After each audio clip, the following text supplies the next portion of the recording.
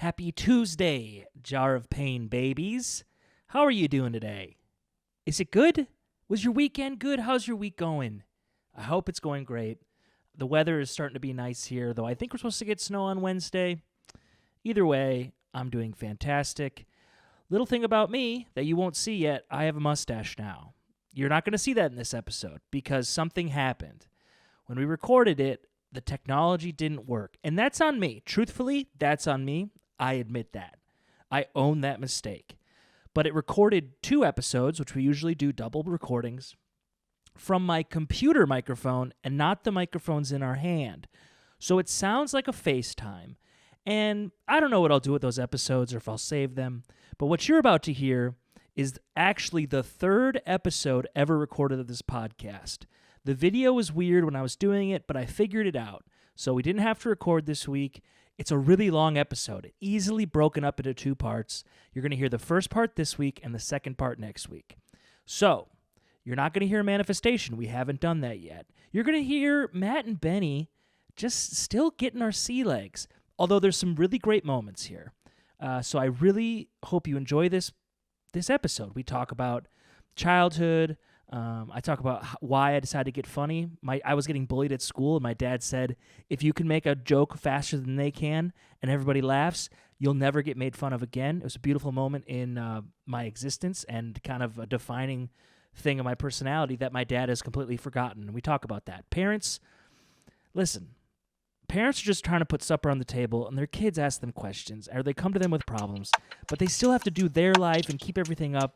To them, it's just a Tuesday, and that's why this episode is called It's Just a Tuesday, because we never named it, because we never released it. So ask a question at jarpain.com. I really hope that you enjoy this episode of the Jar of Pain podcast. You're safe, you're beautiful, you're loved. I love you. Jar of Pain, what time is it? Jar of Pain, what time is it? Jar of Pain, what time is it? Jar of Pain, what time is it? And we're back, episode 3. Oh. Right off the rip with a hot button dental description. People love dental work. Yeah, they love Historically, they love dental work. Punched right in the mouth. I plan on saying to my dentist, what can I do to never come back here again? Not that Dr. Schaefer was terrible. She wasn't. She was actually pregnant, which was wild. I just had this pregnant woman's stomach up against my head, which was actually pretty comforting. I thought it was going to be weird. That is nice. Very maternal, very relaxing. But I was still worried. Like that little. You're like, she's harboring life. She can take care of my tooth. I was like, yeah, this baby and me are going to go through some shit. This is, well, you know what? We should explain the show. I feel like we've done this 1,000 times, but it's possible you're here for the first time. And I forgot that you're even here. Yeah. This is Jar of Pain. Jar of Pain, right here. Jar of Pain is a show where we tackle, some of life's most painful questions submitted by people like you at jarofpain.com. You can also submit in the comments section. We'll also take those. Or just send us an email at jar@jarofpain.com. And we'll get your question in there. So it's really like people's most painful questions, maybe about relationships, maybe about money, maybe about politics, although I hate answering those. But we'll answer it and we'll make it funny because that's our job. And that's the thing is, I don't know if we're right, but boy, we'll be bold. I believe we're right. Someone else, it's up to somebody else whether we're right or not, but we have the courage. We're about as right as we can be with what we're attempting to do. That's right. And that seemed like a very specific but very general sentence in one breath. Yeah, you could be a politician. That's what they do. You're the politician. I know. I'm the hitman. I do the dirty work for you. You do. Yeah. Well, maybe. I'll besmirch your rivals, your political rivals. Is besmirch? You're my murder guy? Yeah, we could say murder or, maybe you're my take care of it guy. I'm your rumor guy. I will spread a steamy rumor. Ooh, give me one. Dude, Vince McMahon. Did you not hear about Vince McMahon and his lawsuits? No. Dude, right now he's going through a lawsuit. Apparently, dude, he was having a threesome and then he just like pooped on a chick and then took a shower. But he told the chick and the dude to keep having a 3-way without him, Damn. which is just regular old sex. But he's like, don't even. But wash. now there's poop. But here's the thing: I don't know if that's substantiated or not. So that's a rumor. That's an example of your type of rumor. I'm just gonna spread that like wildfire, and I hope that doesn't bite me. You're probably fine. Yeah. I think he's probably done equally terrible. He's a billionaire, right? He's the head of the WWE. Yeah. Well, he was the former head. Now it's Triple H. Good for him. Yeah. Do you know where their office is?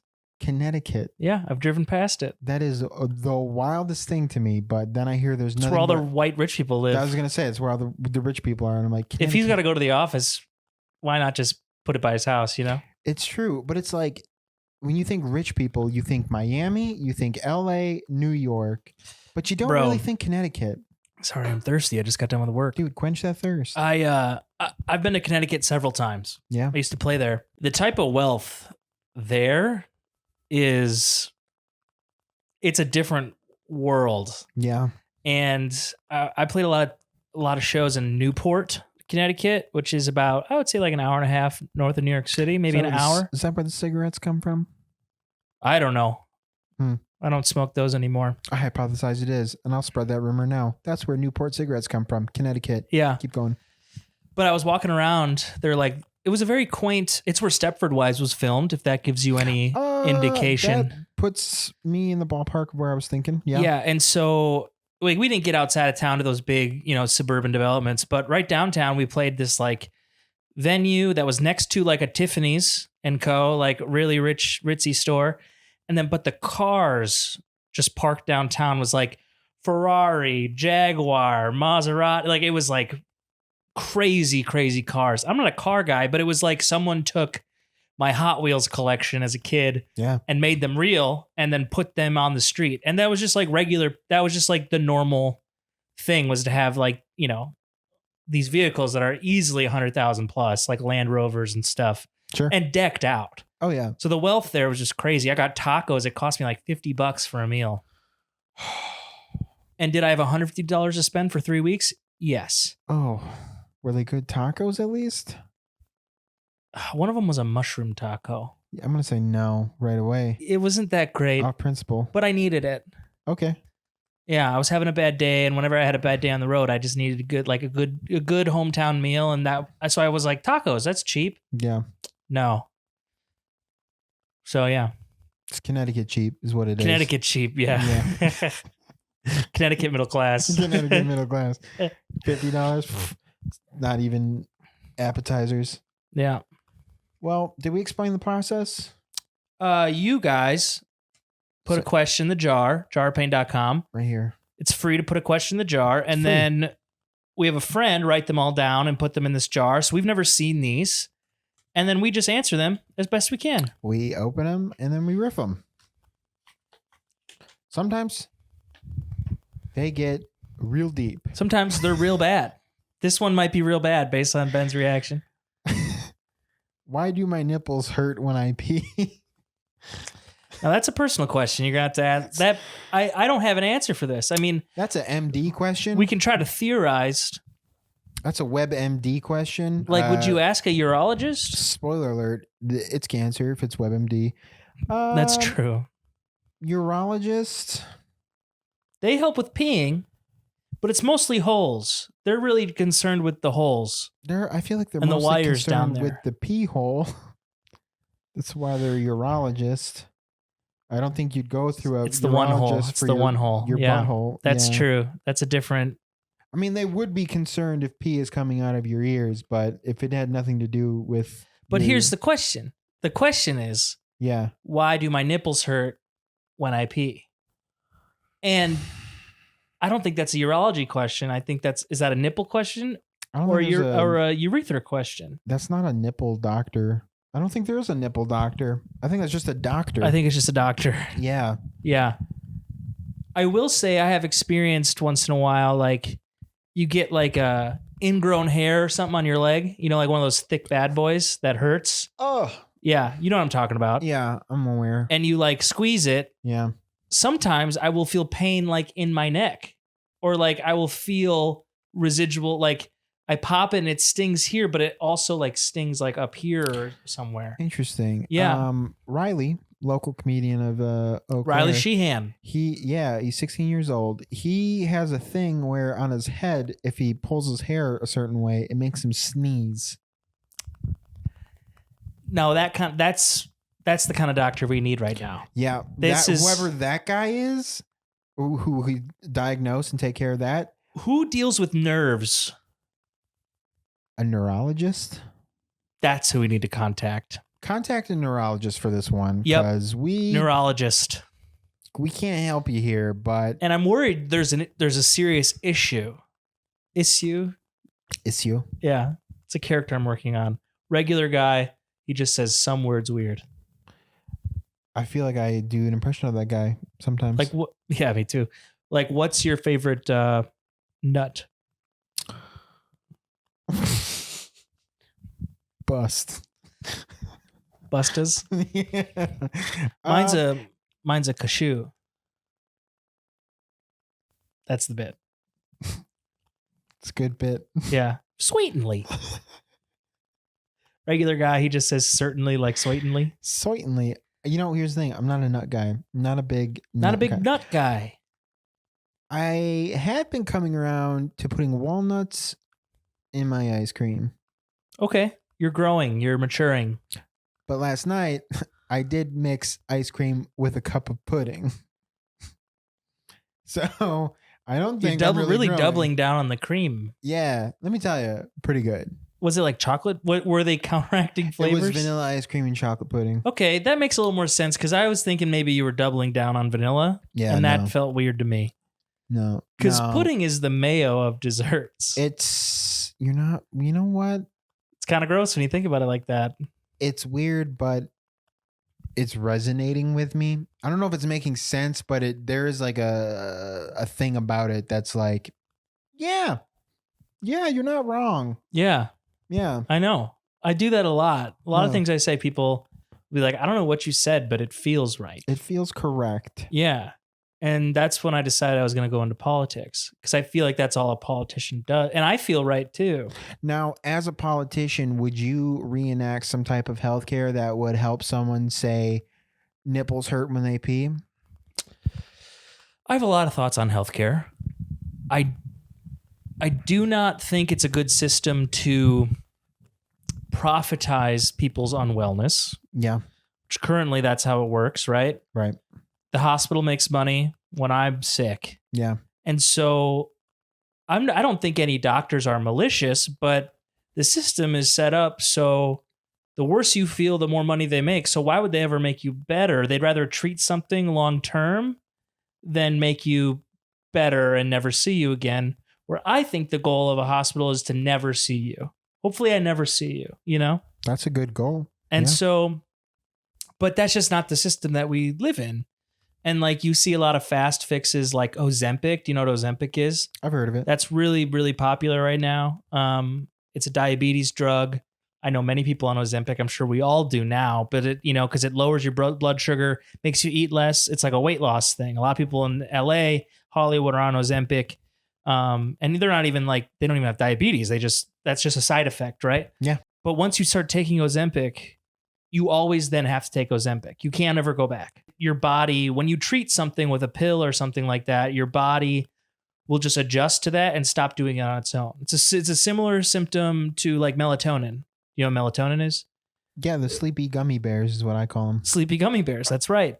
Well, your brain makes melatonin. When it's time to go to bed, your brain makes melatonin to like get you into that sleep state. But if you take it artificially, it's the same melatonin. Your brain goes, why would we ever make this stuff? We're getting it front loaded like crazy. And so you become reliant on melatonin to feel sleepy. And it can take a while to bounce back from that. Like you have to have some sleepless nights. That's what I mean. I mean, that's a system that is flawed. So are you saying that this person is possibly doing something that is making their body erect their nipples with pain while they pee? Yeah, I can make my nipples hard by thinking about it. I'm not going to do it here. I'm a little camera shy. All right. Well, then I can show you afterwards. I was going to say, I don't even know why I came here in the first place. It's an intimacy trick, like I'm a magician. When I like get in a relationship and we've known each other for a while, it's like a little thing I pull out of my sleeve. Like, look what I can do.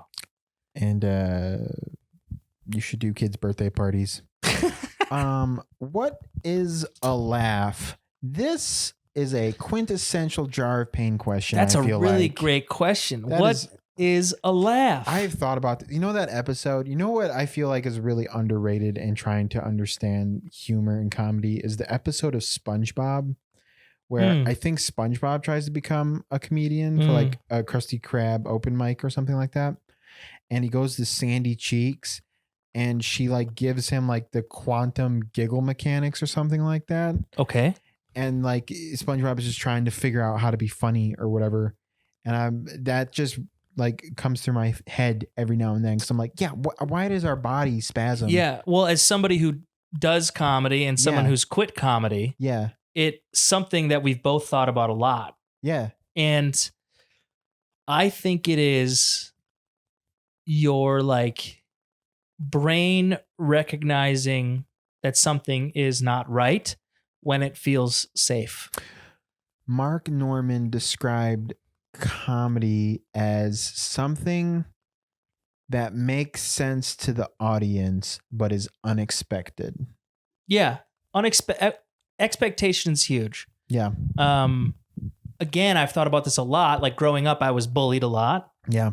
And my dad told me one day, and this changed my life. And he doesn't remember even that he said it, which is a funny thing about parents. They like dish out all this wisdom, and it's just secondhand. It's just a Tuesday. It's spare change in the pocket. You're like on your way to Blockbuster, and you're like, well, what about this? And then they just spit drop fire a bomb on you, and you think about it once a week for the next 50 years of your life. And then when you're like, hey, do you remember that? That like really affected me in like a really good way. And they're like, I was trying to get dinner on the table. I was high off my ass. If anything, I was pissed. I was pissed at you because you were being annoying. You know, I was just trying to answer your question. But he told me, because kids used to make fun of me, he said, Matt, if you can make a better joke quicker than them, they can't ever make fun of you. That's true. And that perspective completely switched a gear in me. And like, do you remember the first time you ever made people laugh? Do you remember? Like, not just like your friend, but like a group of people. Yes. Well, not the first time, but I have a distinct memory. Yeah. Mm-hmm. Yeah. What was it? So here's the thing to start, just to keep the theme of dentist thing going on. So basically why I had to get surgeries because when I was 13, I was skateboarding, and anyone who's ever been on a skateboard for more than a freaking hour can tell you how much rocks suck. Rocks are the worst because what happens is it stops the wheel. It gets caught in the trucks of the skateboard, and the skateboard stops. You don't. Yeah. And so I was 13 and I was going to be like, I'm Marty McFly and I'm going to bomb this Master Hill. Yep. And I fricking went down this huge ass hill and hit a rock. Skateboard stopped. I didn't. Went teeth first into the cement. And what happened was you curb stomped yourself. I curb stomped myself. Yeah. Yep. And basically it caused my root to die, which is why I ended up going to surgery. But the moment I was like, oh, I'm actually, you know, where that kind of hit me, where I was like, oh, I make people laugh. I was telling the story of basically I had these fake teeth put in, obviously. And I went to Action City where the fun never stops. Wow. That's the commercial drop. Yeah. Yeah. And my buddy, it was for my buddy Austin's birthday. And we were doing laser tag. And my friend Mason kept popping up around this corner and it kept freaking me out. And so I would swat his laser gun down and then I'd get a free zap on him. Yeah, and that's nice. I did it. And so here's my perspective is that he took my gun. I did it one more time. He took my gun, threw it in my face. Threw it in my face. It hit my teeth, chipped my teeth. And then Mason's perspective, which is total bullshit, was that he like pushed it and then it hit me in the face. Either way, I was telling that story to a group of friends, and my one buddy like leaned over to his girlfriend and was like, he's really good at telling these stories. This is great. And then boom. Nice. Yeah. I didn't even think though of ever doing stand-up comedy. It just kind of happened. It was really interesting. Yeah. Yeah. I was at my niece's, not my niece, my cousin's baby shower, and it was a bunch of old people, Yeah. you know? And I wasn't old enough to go with like the men. Like, you know how like baby showers, like the men will go to a bar? Do men stuff. Yeah. So I was just a kid, and my aunt was opening presents, and she got like a cute little dress. And I said, "Oh, for prom." And everyone laughed, you know? And that's when I was like, I got something here. I got a quick wit. You're cooking with ass. Yeah, I'm cooking with ass. Instead of gas. So yeah, and that was like when I was 8 or 9. Yeah. And I've been kind of chasing that ever since. This is how I like to describe stand up to people who don't do it or ask me about it. It is a drug that can give you your highest high that you will chase for as long as you can, or it will make you ask yourself, what am I doing with my life? Yeah. And it's like the worst drug trip of all time. Yeah. One of those two. But let me tell you, the high feels a lot like cocaine. And as someone who had a cocaine summer, Yeah. I know what it feels like. Okay. When you bang one out, you do like a killer 10 minutes. Yeah. You feel high, baby. It's high. You feel high. When we do a show and it just bangs, you can feel it. But what's a laugh? An unexpected understanding.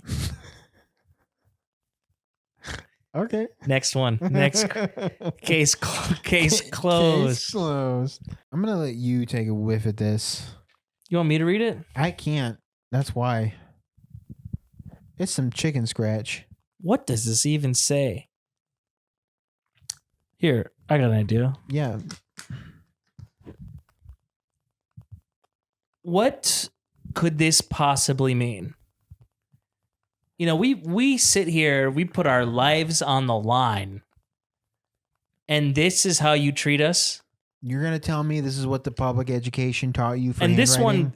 this one I know came from a show because we ran out of slips at our last show. Yeah. So someone in a crowd had a couple wobble pops, and they're like, I got to get a question in.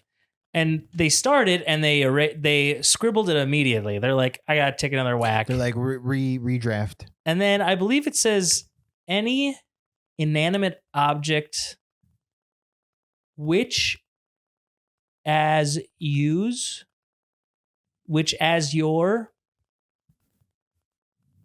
what's the weirdest thing you ever put your dick in? I think that's what it means. You know what? We can go that way. That makes sense. It's in line. Like, did you ever hump the couch when you were a kid? I didn't, but I'll tell you what I thought was close to a vagina, and that is a wet rag.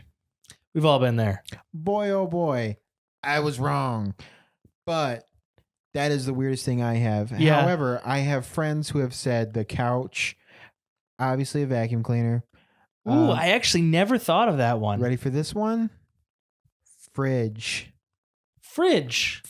Like just putting it on cold things? No, like, you know, like how like there's that like little rubber stopper thing that's like glued to the edge. Oh, I do. They put 2 and 2 together and They fucked the fridge. they fucked the fridge, dude. Yeah, I mean, They got freaky with the fridge. the weirdest thing I ever did, I had a friend tell me that banana peel feels good. And so you unpeel a banana as best as you like, as delicately as possible. Yeah. And then you put the banana peel in a microwave so it gets warm. And then you sheath it Yeah. and you bust. And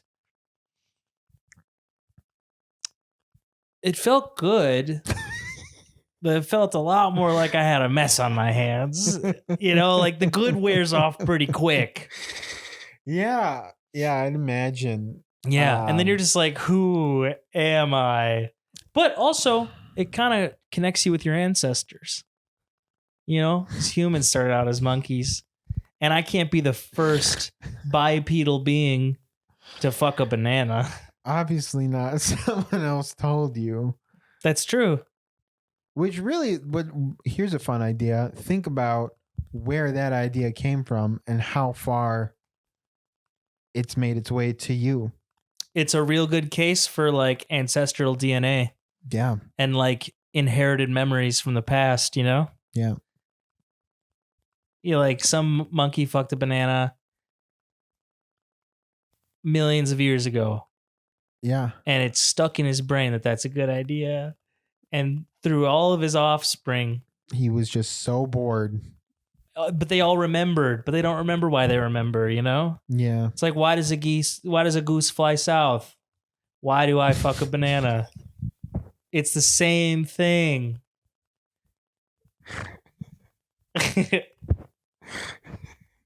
Yeah. Yeah. I would recommend it, but I will, a word of caution.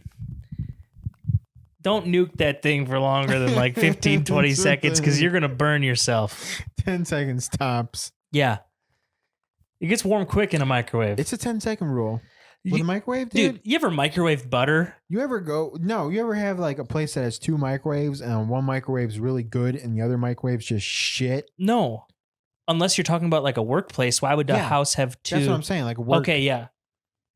Like at lunchtime, you go to reheat your shit and there's a good microwave and a bad microwave.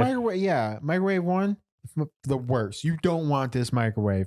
But then some asshole's always like cooking up something that takes like 5 minutes. Yeah, I've been that guy. And what I would say to that, Ben, is learn how to use the bad microwave so you never have to. That bad microwave. Okay. Yeah. But yeah, try microwaving butter sometime. You know, like you're trying to spread butter and it's cold. So you're like, I'm going to nuke this thing. You have a slim margin of error when nuking a stick of butter. Butter? Yeah. That's an under every time. It's like you put in for 10 seconds, cold as ice. Yeah. You keep it in there for 17 seconds, it's liquefied. Yeah. I haven't even perfected it yet. Yeah. Yeah, definitely 10 seconds to spread the butter, 17 seconds to like put in like maybe like a cake mix or whatever, but 15 seconds, that's where you put your dick in it. I've never fucked butter. I can't believe you never fucked butter. I haven't. I'm really not giving a good name for my Wisconsin roots here. It's the Dairyland. God, you're so right. We eat it. We fuck it. This is the best podcast of all. Joe, Dane, what time is it?